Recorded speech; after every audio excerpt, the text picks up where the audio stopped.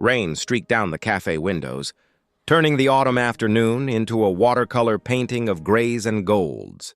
Nathan Hayes stood just inside the doorway, shaking droplets from his jacket while his 6-year-old daughter Maya pressed against his side, her blonde hair damp despite the hood he'd pulled up over her pink dress. "Can we get hot chocolate, Daddy?"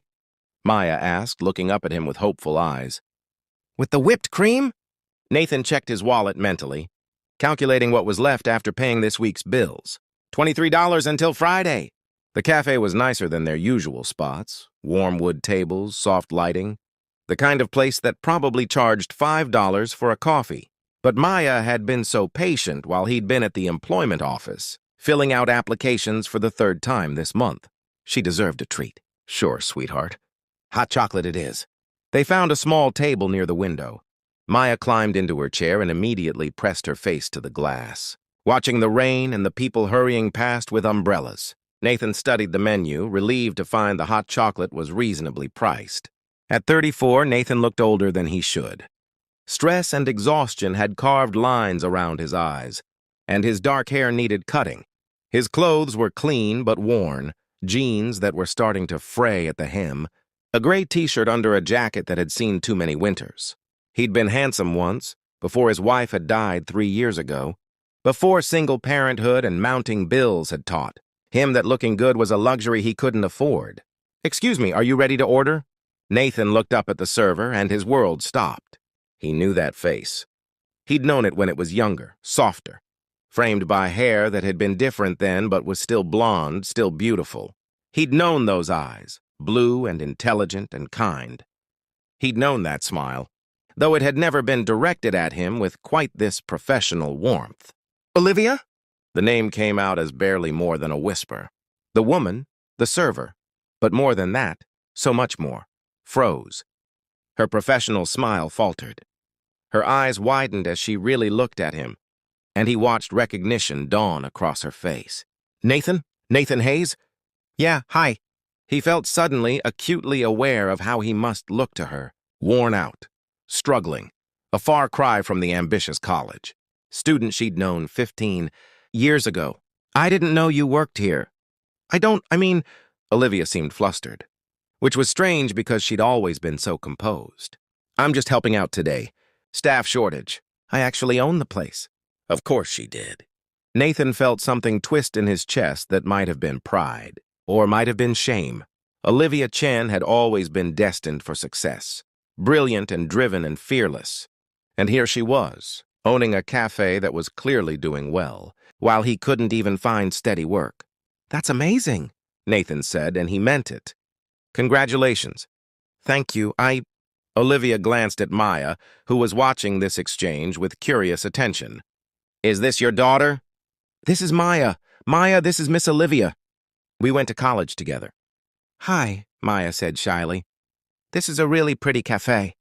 "Thank you, sweetheart. That's very kind of you to say." Olivia's smile was genuine now, warm in a way that made Nathan remember why he'd fallen in love with her all those years ago. "What can I get for you both?" "Hot chocolate for Maya and just a coffee for me, black." "Coming right up." Olivia walked away, and Nathan let out a breath he didn't know he'd been holding. Of all the cafes in Seattle, of all the rainy afternoons he'd walked into hers, and she'd seen him like this, barely keeping his head above water, struggling to provide even simple treats for his daughter. Maya tugged on his sleeve. "Daddy, was she your girlfriend?" Nathan managed a smile. "A long time ago, sweetie. Before you were born. She's really pretty." "She is," Nathan agreed quietly. "Inside and out." They'd met freshman year at the University of Washington. Nathan had been pre-med, driven by a desire to help people and make his working-class parents proud. Olivia had been studying business and economics, already talking about building something meaningful, changing the way companies operated. They'd fallen in love the way people do in college, completely, intensely, with the certainty that nothing could ever separate them.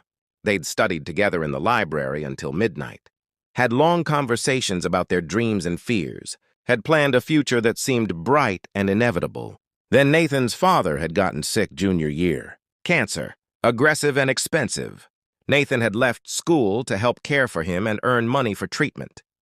He'd told Olivia it was temporary, that he'd be back. But his father's death had taken longer and cost more than anyone expected. By the time it was over, Nathan's family was drowning in medical debt. He'd never returned to school. He'd gotten a job at a manufacturing plant. Met Sarah, gotten married, had Maya. Life had taken him in a different direction. He'd thought about Olivia over the years, wondered what had become of her. Now he knew. She'd finished her degree, built a business, succeeded in all the ways he'd once imagined succeeding. Olivia returned with their drinks, setting them down with careful attention. The hot chocolate had extra whipped cream, more than Nathan had expected, and his coffee was in a larger cup than he'd ordered. "This is too much," Nathan said. "I only ordered—" "It's on the house," Olivia interrupted gently. "For old friends." "Olivia, I can pay—" "I know you can, but I want to do this, please." Nathan nodded, throat tight. Maya immediately dug into her whipped cream with delight, and Olivia watched her with an expression Nathan couldn't quite read. "She's beautiful," Olivia said. "She has your eyes. She has her mother's smile." Nathan found himself sharing without meaning to. "Sarah died 3 years ago. Car accident. It was sudden." Olivia's hand went to her mouth. "Nathan, I'm so sorry. I had no idea." "No reason you would. We lost touch." He looked down at his coffee. "Life took us in different directions." "Can I sit for a moment?" Olivia asked. "The afternoon rush hasn't started yet." "Of course." Olivia pulled out a chair and sat across from them.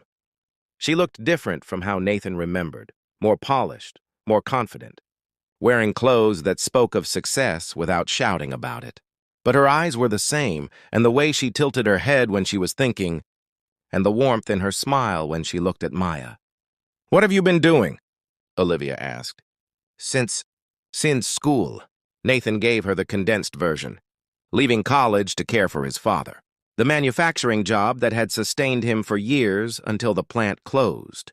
Meeting Sarah, building a life, becoming a father. Sarah's death and the struggle of single parenthood. His recent unemployment and the desperate search for work that would pay enough to support his daughter and keep them in their small apartment. He tried to keep his tone neutral, factual, not wanting to sound like he was asking for pity, but he saw understanding dawn in Olivia's eyes, saw her putting together the picture of his last 15 years and recognizing how hard they'd been.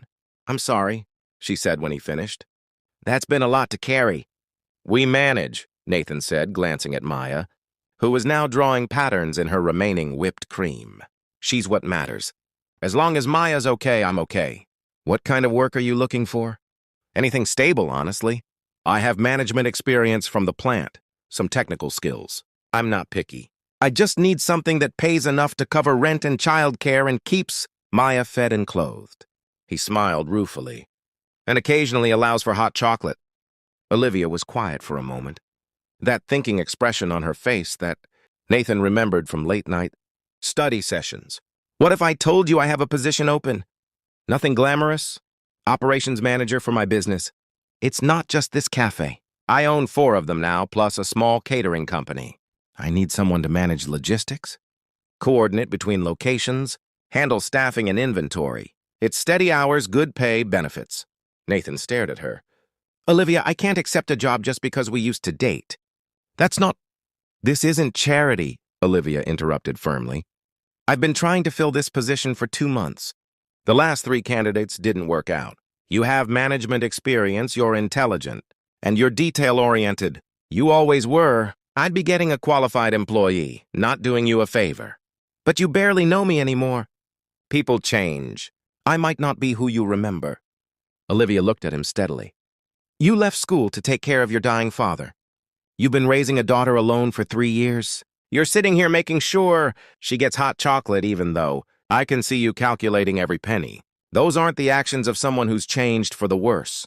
If anything, you've become more of the person I always knew you were. Someone who shows up for people, who takes responsibility, who cares more about others than himself." Nathan felt his eyes sting. He hadn't cried in years. There'd been no time for it. No space to fall apart when Maya needed him to be strong. But something about Olivia's words, about being seen after feeling invisible for so long, cracked something open inside him. "I don't know what to say," he managed. Say you'll interview for the position. That's all. Come by tomorrow, we'll talk details, see if it's a good fit. No pressure, no obligation. Just a conversation between old friends. Maya looked up from her hot chocolate. Are you going to give my daddy a job? She asked Olivia with the direct simplicity of childhood. Olivia smiled. I'm going to talk to him about it. Would that be okay with you? Yes, Maya said firmly, because Daddy's really good at his job. He takes care of me really good. He makes breakfast and reads me stories and braids my hair, even though he's not very good at braids yet. He's the best daddy ever. Nathan's throat closed completely. Olivia reached across the table and squeezed his hand briefly. I can already tell that's true, she said softly. Nathan did come back the next day for an interview. Olivia was all business, asking about his experience, his approach to problem solving, his ability to manage people and systems. But there was warmth underneath the professionalism, a sense that she genuinely wanted this to work. He got the job. The pay was more than he dared hope for, enough to not just survive, but to actually breathe a little, to start paying down the debts that had accumulated since Sarah's death, to give Maya things beyond the bare minimum. He started the following week. The work was challenging but manageable, and Olivia was a good boss, clear in her expectations but fair, demanding but appreciative. They maintained professional boundaries, calling each other by last names in meetings, keeping their history separate from their present. But slowly, inevitably, they became friends again. Coffee breaks turned into conversations about more than work. Olivia asked about Maya, about Nathan's life. Nathan asked about Olivia's business, about how she'd built something so successful. He learned that she'd started with a single food truck after college, working 18-hour days, reinvesting every penny. She'd been strategic and fearless, opening her first cafe when most people would have thought it too risky. Now she had 4 locations and plans to expand. But she'd never lost sight of what mattered: quality food, good jobs for her employees, spaces that brought communities together. I always wanted to build something meaningful, she told him one afternoon while they were reviewing supply orders. Not just profitable, but purposeful. These cafes give people jobs with living wages and benefits. They provide gathering spaces for neighborhoods. They matter beyond the bottom line. You always had that vision, Nathan said. Even in college. You wanted success, but you wanted it to mean something. What about you? Olivia asked. What did you want? Before everything changed? Nathan thought about the pre-med student he'd been. The dreams of becoming a doctor and helping people. I wanted to make a difference. To heal people, to ease suffering. I guess life took me in a different direction. Did it? Olivia studied him. You raised a daughter through grief and hardship. You made sure she felt loved and secure even when your world was falling apart. You might not have become a doctor, but you healed the person who mattered most. That's making a difference. Nathan felt that familiar tightness in his chest. I never thought about it that way. Maybe you should. Months passed. Nathan thrived in his new role, bringing order and efficiency to Olivia's operations. He solved problems she hadn't known existed, implemented systems that saved time and money, treated staff with respect that earned their loyalty, and Maya blossomed. With stable income came stability in her life, consistent childcare, extracurricular activities, birthday parties she could actually invite friends to. She met Olivia regularly when Nathan brought her to the cafe after school, and a genuine affection developed between them. Miss Olivia taught me how to make a latte today, Maya announced one evening, bouncing with excitement. Well, pretend. With steamed milk and everything. Did she now? Nathan smiled at Olivia, who'd insisted on giving Maya the VIP cafe experience that afternoon. She's a natural, Olivia said. Watch out, Nathan. She might put us both out of business someday. What Nathan didn't know, what he couldn't have known, was that Olivia's business empire extended far beyond 4 cafes. The catering company Nathan managed logistics for was a small part of a much larger corporation. Olivia Chen was the CEO of Chen Hospitality Group, which owned restaurants, hotels, and entertainment venues across the Pacific Northwest. Her net worth was somewhere in the millions, though she never talked about it, never flaunted it. The cafe had been her first business, the one she'd built from nothing, and she'd kept it because it mattered to her. She still worked there sometimes, still helped out when staff was short. because it reminded her where she'd started. She hadn't told Nathan any of this. Not because she was hiding it exactly, but because she'd seen how he'd looked at her that first day in the cafe, like the distance between them was already too vast to cross. Telling him she was worth millions would only widen that gap. But the truth came out, as truth eventually does. Nathan was at the cafe late one evening, catching up on inventory reports, when a man in an expensive suit walked in. He looked around, spotted Nathan, and approached. "I'm looking for Ms. Chen. Is she here?" "She left about an hour ago. Can I help you with something?" The man looked Nathan up and down, clearly trying to place him in Olivia's organization. "I'm Richard Moss from Cascade Capital. We have a standing meeting about the hotel acquisition. Is there someone else I can speak with? Someone senior in the organization?" "Hotel acquisition." Nathan felt confusion wash over him. "I'm sorry, I think you have the wrong place. This is just a cafe. The cafe is one location. I'm talking about Chen Hospitality Group, the parent company?" Richard pulled out his phone, scrolling. "I have the address right. This is where Ms. Chen said to meet." Nathan stared at him. Chen Hospitality Group, parent company, hotel acquisition. The words weren't making sense, or they were making too much sense, painting a picture Nathan hadn't seen. "I think you'd better call Ms. Chen directly," Nathan managed. After Richard left, Nathan pulled out his phone and searched Chen Hospitality Group. What he found left him speechless. Olivia wasn't just successful. She'd built an empire.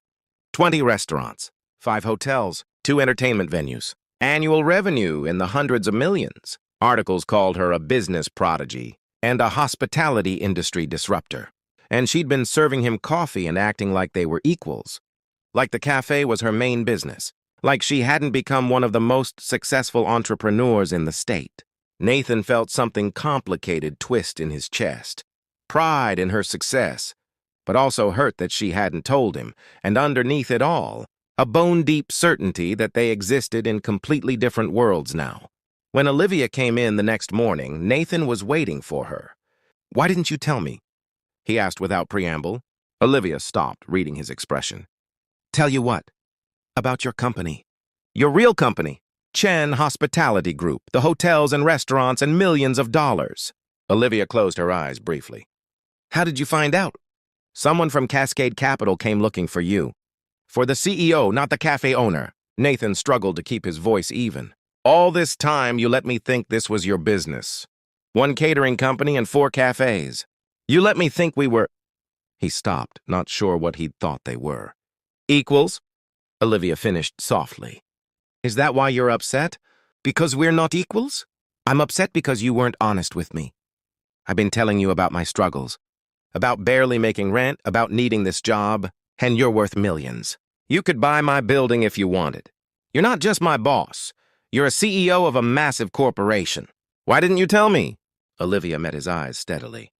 "Because I saw how you looked at me that first day, like there was already too much distance between us. Like you'd failed somehow and I'd succeeded. And that made us fundamentally different people." She took a step closer. "I didn't tell you because I wanted to just be Olivia. Not CEO Chen or Olivia the millionaire or any of those things. Just the person you used to know, reconnecting with someone who mattered to her once, and still matters to her now." Nathan felt his anger deflating, replaced by something more complicated. "You still should have told me." "You're right. I should have." Olivia's voice was steady, but her eyes were bright with emotion. "I was afraid. Afraid that if you knew, you'd pull away. You'd see the money and the success, and you'd stop seeing me. And I'd just gotten you back in my life, Nathan. I wasn't ready to lose you again." "You haven't lost me," Nathan said quietly. "But I need to know who you really are. All of it. Not just the parts you think I can handle." So Olivia told him. About building her empire one calculated risk at a time. About the pressure and loneliness that came with success. About working 80-hour weeks and eating dinner alone in expensive restaurants. Surrounded by people but fundamentally isolated. "I have money," she said. "More than I could spend in a lifetime. But I don't have what you have. I don't have Maya running to hug me when I come home. I don't have someone who needs me in ways that matter beyond what I can do for them professionally. I'm respected and successful and completely alone." She looked at Nathan. "That day you walked into my cafe, I was helping out because I was lonely. Because working the counter, making coffee, Talking to regular people about regular things. It's the only time I feel like myself anymore. And then you appeared. And it felt like a second chance at something I'd thought was lost forever. What are you saying? Nathan asked. I'm saying I never stopped caring about you.